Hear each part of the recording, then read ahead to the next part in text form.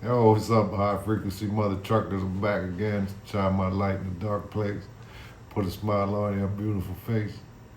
Peace and love to all beings in this world and beyond. God bless y'all. I want to share a little writing project I'm working on. This is just the first chapter, far from the craziest moments of my life. Let me know what y'all think in the comments below. I'll start like this. So, there are some moments in life that split everything in two, before them and after them. You don't always realize it while it's happening. Sometimes it takes years to understand that a single second changed the direction of your entire existence. For me, it started with the sound of something heavy tipping over. Wood scraping, metal shifting, sudden loss of balance in the air, then impact. The crash so violent it didn't feel real. Some of my earliest memories are filled with blood, fear, and questions no 5-year-old should ever have to ask. It was a Saturday morning, the kind of morning every kid looks forward to. My older sister and I were getting ready to watch Saturday morning cartoons and eat some cereal. The house was quiet. The smell of breakfast lingered in the air. For a brief moment, life felt simple. I climbed onto the dresser, turned on the television. Next thing I remember was chaos. The dresser tipped forward, the television came crashing down with it. Hundreds of pounds of wood and metal collapsed onto me. My head struck hard. Everything turned into pain, confusion, and blood. My scalp had been split open. I remember being carried to the couch with blood poured from my head. My mother pressed towels against the wound, trying to desperately stop the bleeding. They became soaked almost immediately. "Get more towels," she screamed at my sister in panic-filled her voice. She was on the phone with 911 trying to answer questions while holding me together at the same time. Her voice cracked between fear and urgency. My sister ran back and forth bringing towels as fast as she could. I didn't fully understand what was happening. I only knew something was terribly wrong. My father wasn't home when it happened. By the time he arrived, emergency crews were already there. He climbed into the ambulance with me as we raced towards the hospital, and everything faded. I remember blood. I remember screaming. I remember my mother's voice breaking as she tried to hold everything together with towels and panic and prayer all at once. And I remember nothing until a white light, not the kind of light you expect in a room. This was different.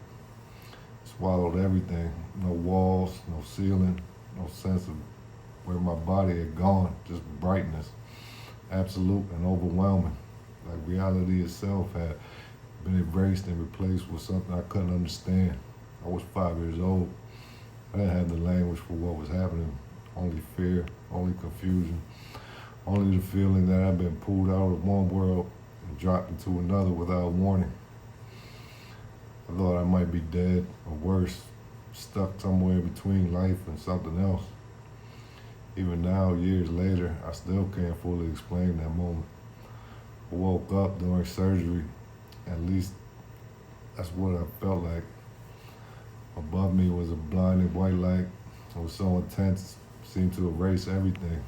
Couldn't see my body, couldn't move my arms or my legs, couldn't even turn my head. I was terrified. 5 years old, I could only reach two conclusions. Either I was dead or I was paralyzed. I began to scream and cry. The fear was overwhelming. I felt trapped inside myself, aware but completely helpless. The doctors and nurses rushed to calm me down while continuing to work on my head.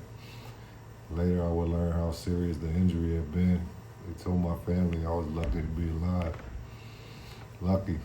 Strange word to hear when you're only 5 years old and don't yet understand how close you came to dying. You don't understand how fragile life is. You don't understand that everything can change in a single second. You only remember the moment before, excited for cartoons, and the moment after, staring into a white light, wondering if you'll ever move again. The experience planted something deep inside me. Questions, not just about what happened to me, but about life itself, about death, about what exists beyond what we can see.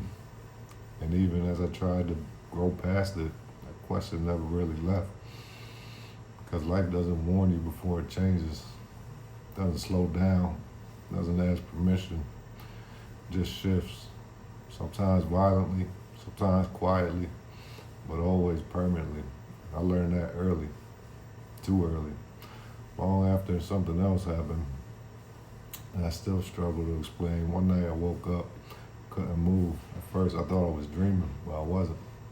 My eyes were open, could see my room, could hear my own breathing, and my body refused to respond. Same terrifying paralysis I experienced in the hospital had returned.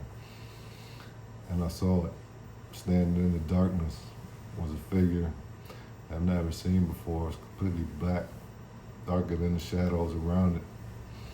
Horns rose from his head, his eyes and teeth were pale white, sharp and unnatural. He stared directly at me. I tried to scream, nothing came out.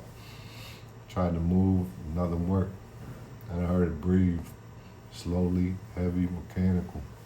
Sounded like something not human, something close enough to fear, to feel real. Fear took over everything. 5 years old, I believed with all my heart that this thing had come for me. I lay there trapped, unable to fight, unable to run, unable to call for help. And eventually it disappeared, and just as suddenly my body began to respond again. I never forgot it. Whether it was a dream, sleep paralysis, or something else entirely, left a permanent mark on my memory. That feeling never really leaves you. It just changes shape as you grow older. Friends, school, neighborhoods, choices, mistakes. Think you're moving forward, but sometimes you're just carrying the same unanswered questions into new places, new faces, new versions of yourself. As far as I got. Well, that's not as far as I got. I got more, but I didn't want to make the video too long and going into too much about everything else, man. But let me know what y'all think in the comment section. And if you like this content, then like, comment, subscribe.